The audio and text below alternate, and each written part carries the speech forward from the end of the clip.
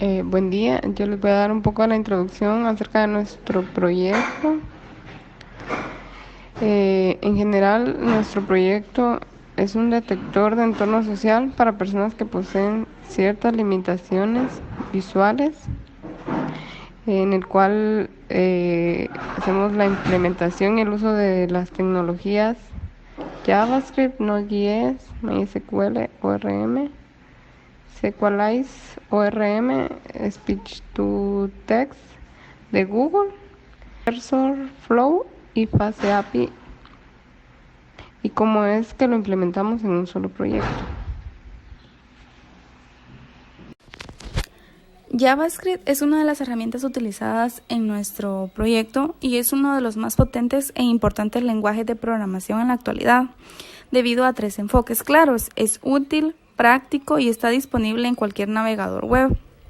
JavaScript nace como un lenguaje sencillo, destinado a añadir algunas características interactivas a las páginas web.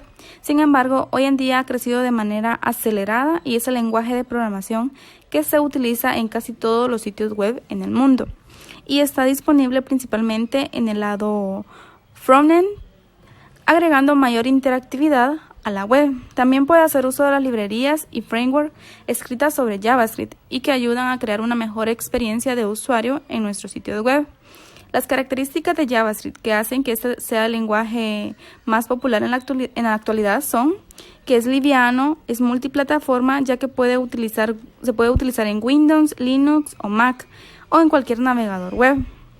Es interactivo y estructurado. Mediante un conjunto de instrucciones indica al computador qué tarea debe de realizar, orientado a objetos y eventos. Es interpretado, es decir, no se compila para poder ejecutarse.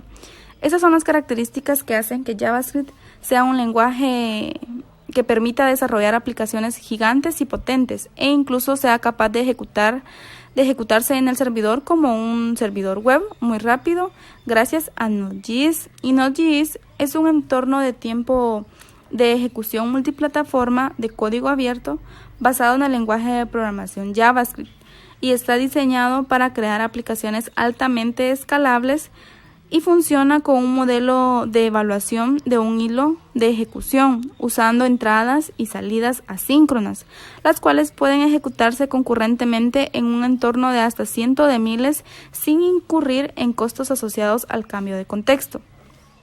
En Node.js se puede generar contenido de página dinámico, crear, abrir, leer, escribir, eliminar y cerrar archivos en el servidor, recopilar datos del formulario. Se puede también agregar, eliminar o modificar datos en una base de datos. Para la gestión de todos los datos del proyecto se está utilizando MySQL, que es un sistema de gestión de base de datos relacionales de código abierto, para la creación de la base de datos en donde están todas sus tablas y todos los datos que se utilizan durante el proyecto. Además, se utiliza lo que es Sequelin como un mapeo de objetos relacionales. Es un modelo ORM. Esta es una táctica de programación para convertir datos entre sistemas de tipos utilizados en un lenguaje de programación orientado a objetos y la utilización de una base de datos relacional. En pocas palabras, estamos utilizando MySQL para crear la base de datos y Sequelins para hacer la unión de nuestro proyecto con la base de datos, convirtiendo en objetos orientados todos los datos que van ingresados en la base de datos, valga la redundancia.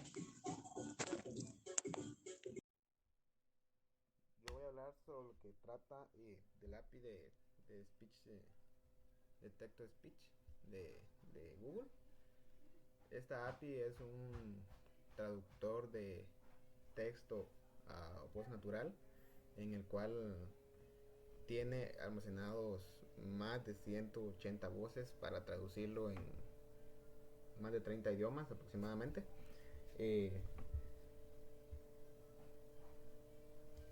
esta aplicación, esta API, está creada con algoritmos de aprendizaje profundo, así como también lo que son las redes neuronales para poder sintetizar los textos y hacerlo de una forma más autónoma. Eh, esta API es una integración sencilla que es compatible con cualquier tipo de aplicaciones o dispositivos que puedan enviar solicitudes de tipo REST. Vamos a hacer una breve explicación sobre lo que trata el traductor de texto a voz. Vamos a escribir algo en común. Por ejemplo, el otro fin de semana son los exámenes finales.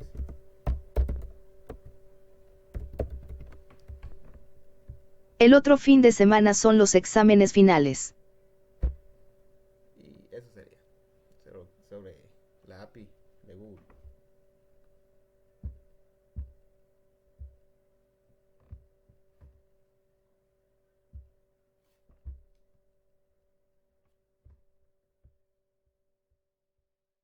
En mi caso les comentaré sobre TensorFlow.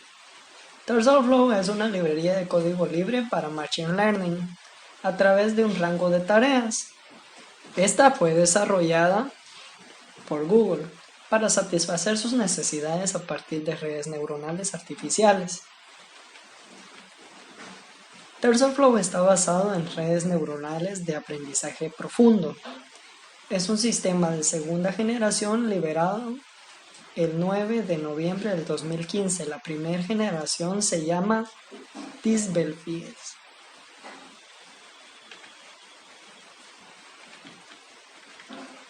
Está creado en C++ y Python. Pueden correr en múltiples procesadores o CPUs y GPUs con extensiones opcionales de CUDA, arquitectura unificada de dispositivos de cómputo.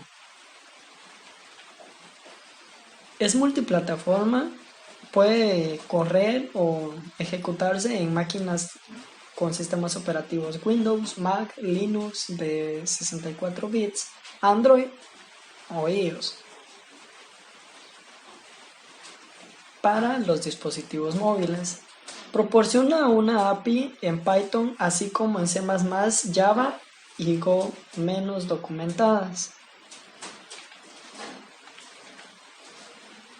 TensorBoard es una herramienta de visualización para hacer más sencilla la comprensión del proceso de ejecución de TensorFlow. Esto es cuando se trabaja directamente sobre TensorFlow.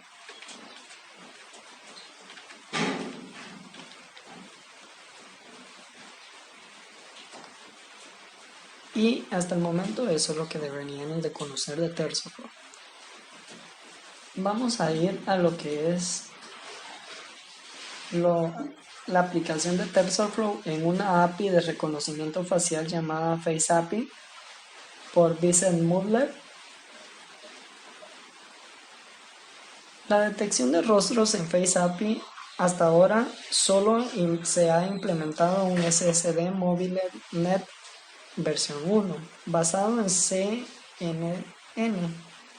Para la detección de rostros, si bien este es un detector facial bastante preciso, el SSD no es tan rápido como otras arquitecturas y es posible que no sea posible lograr en tiempo real, al menos que utilicemos o seamos usuarios de web apps.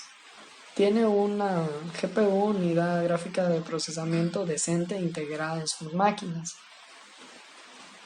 Resulta que no siempre necesita ese grado de precisión y a veces preferiría cambiar la alta precisión a cambio de tener un detector facial mucho más rápido. Ahí es donde entra en juego MTCNN, que ahora está disponible en Face API. Es un detector facial mucho más liviano. A continuación mostraré o señalaré cómo se compara con SSD móviles de versión 1. Los pros de este es que tienen tiempos de inferencia más cortos, detección simultánea de 5 puntos de diferencia de cara, obtenemos alineación de cara de forma gratuita, tamaño del modelo mucho más pequeño. Es configurable, hay algunos parámetros que pueden ajustar para aumentar el rendimiento para sus requisitos específicos. Sus contras es que es menos preciso que SSD MobileNet versión 1. La detección simultánea de rostros y puntos de referencia es a través de redes neuronales convolucionales en cascada de tareas múltiples. Es un algoritmo que consta de 3 etapas que detecta los cuadros delimitadores de cara en una imagen junto con puntos de referencia de cara de 5 puntos. Cada etapa mejora gradualmente los resultados de la detección al pasar sus entradas a través de una CNN que devuelve los cuadros delimitadores candidatos con sus apuntes seguidos de supresión o no máxima. En la etapa 1, la imagen de entrada se reduce varias veces para construir una pirámide de imagen y cada versión escala de la imagen se pasa a través de su CNN. En las etapas 2 y 3 extraemos parches de imagen para cada cuadro delimitador y los redireccionaremos en la etapa 2 y en la etapa 3 y los reenviamos a través de CNN de la etapa, además de los cuadros delimitadores y los puntajes. La etapa 3 calcula adicionalmente 5 puntos de referencia para cada cuadro delimitador. Después de jugar con algunas implementaciones de MTCNN, resulta que en realidad puede obtener resultados de detección bastante sólidos en tiempos de inferencia mucho más bajos en comparación con SSD móvil versión 1, incluso ejecutando la inferencia en la CPU.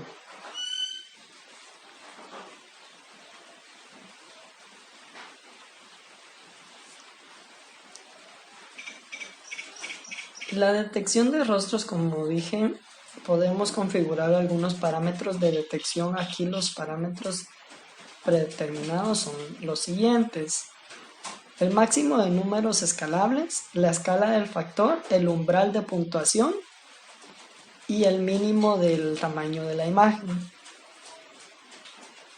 del rostro. Para rastrear rostros desde una cámara web aumentaremos el tamaño del mínimo del tamaño del rostro a 200 píxeles como mínimo. Detectar solo caras del tamaño más grandes nos permite lograr en tiempos de inferencia mucho más bajos, ya que la red reducirá la imagen en un factor mucho mayor.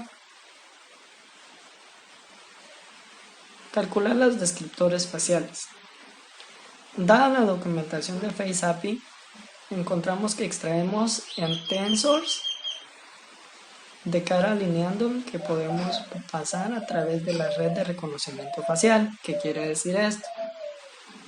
Generamos un código el cual alinea todo el rostro dentro de la caja de captura o el canvas y lo pondremos alineando con los tensors.